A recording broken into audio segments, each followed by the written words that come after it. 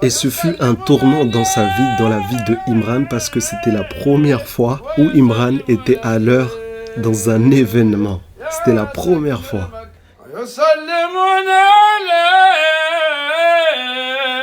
Tout n'est qu'une question de perspective et de façon de voir les choses. Pour vous illustrer ça, je vais vous raconter l'histoire de Imran.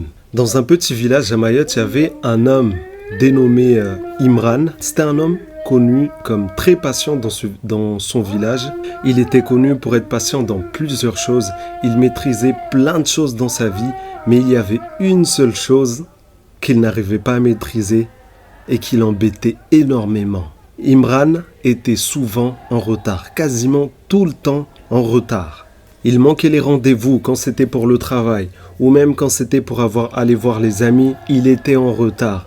Quand c'était pour des événements importants de la famille, il était quand même en retard.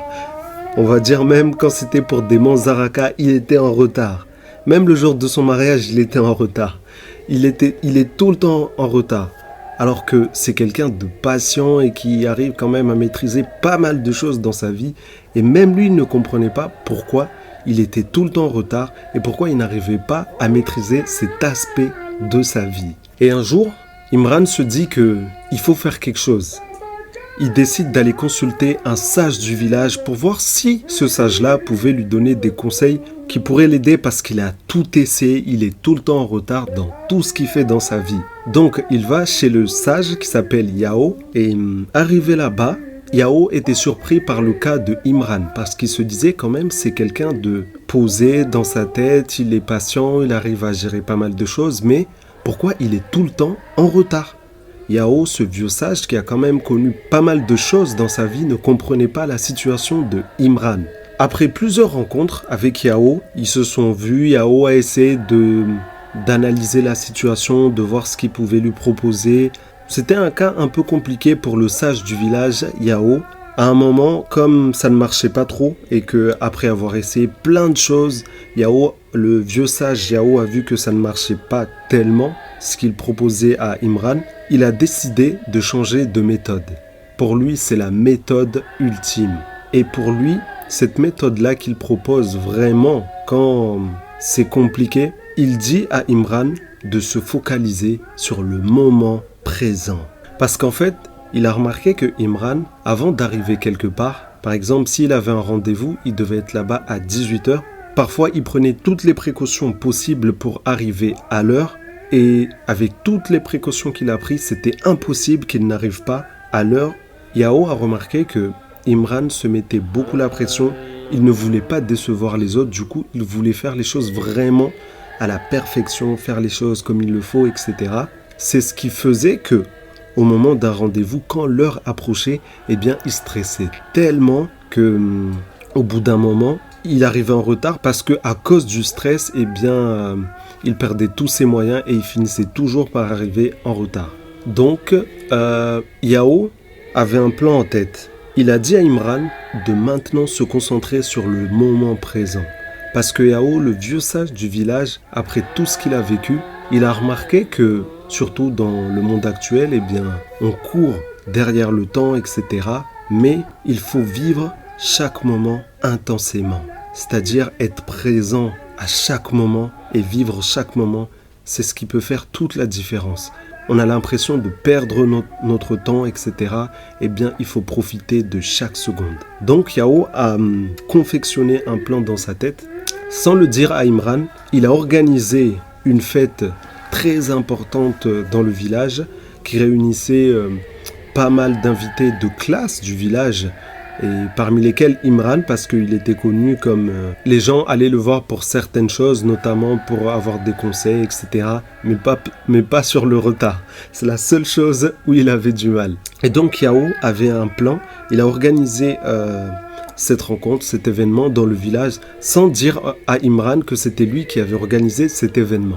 Mais la particularité, l'astuce de Yao, c'est que Yao a donné une heure. Il a dit que l'événement commençait à 19h, mais il avait dit que chacun pouvait arriver à l'heure qu'il voulait. C'est-à-dire que c'était 19h, mais on pouvait arriver avant à 18h, 19h30, 20h, 21h, etc. C'était la première fois que Imran était invité à un événement où il n'avait plus la pression de l'heure. Il y avait une heure où l'événement débutait, mais il n'avait plus la pression de l'heure. Et ce fut un tournant dans sa vie, dans la vie de Imran, parce que c'était la première fois où Imran était à l'heure dans un événement. C'était la première fois. Et c'est à ce moment-là que Imran a compris par lui-même qu'il était capable d'être à l'heure, mais tout était dans la tête, dans la façon de gérer les choses, notamment ses émotions qui sont liées à ses pensées. Donc s'il réussit à contrôler plus ou moins ses pensées et à se rendre compte que ce sont ses émotions qui le contrôlent, eh bien il pouvait avoir un impact sur sa vie de façon concrète. Donc quelle est la leçon à retenir de l'histoire de Imran? Eh bien c'est une histoire assez courte, mais elle a une leçon très importante. C'est que en réalité dans la vie, pour tout ce qui nous arrive dans notre vie, eh bien en général, tout est qu'une question de perspective, de façon de voir les choses. Et beaucoup de choses sont liées notamment à nos pensées qui influent sur nos émotions et qui influent sur notre vie de tous les jours. Donc, ça fait penser un peu au développement personnel. Certaines personnes sont un peu réticentes par rapport au développement personnel. Mais moi, ce que j'ai compris depuis longtemps personnellement, c'est que tout est dans la tête. Certes, il y a beaucoup de choses qui sont extérieures à nous, beaucoup de facteurs qui sont extérieurs à nous et qui peuvent influer dans nos vies. Mais en réalité, beaucoup de choses qui nous arrivent dans la vie sont liées à la façon dont on gère ces choses, à la façon dont on réagit par rapport à ces choses. Beaucoup de choses sont liées à notre façon de réagir par rapport à ce qui nous arrive. C'est-à-dire que l'histoire d'Imran n'est qu'un exemple. Mais je vais vous donner un exemple. 2 personnes peuvent traverser un moment compliqué. Par exemple, 2 personnes peuvent traverser le même événement, mais ne pas réagir de la même façon. Un exemple, vous avez une situation, c'est quelqu'un qui perd ses proches, qui vit dehors, qui est SDF. 2 personnes peuvent traverser ce moment de façon différente et en sortir de façon différente aussi. Par exemple, une personne à partir de ça, et on sait que ça existe, peut devenir droguée, etc. et puis au final se suicider. Et une autre peut développer un mental qui fera qu'elle va se dire qu'elle doit bosser dur parce que la vie est dure, la vie ne lui a pas donné de cadeau et arriver à une issue différente et plus favorable. Donc, Watukufu, j'espère que vous avez kiffé. C'était juste pour vous illustrer l'importance de la vision qu'on a du monde, de la façon qu'on a de voir le monde.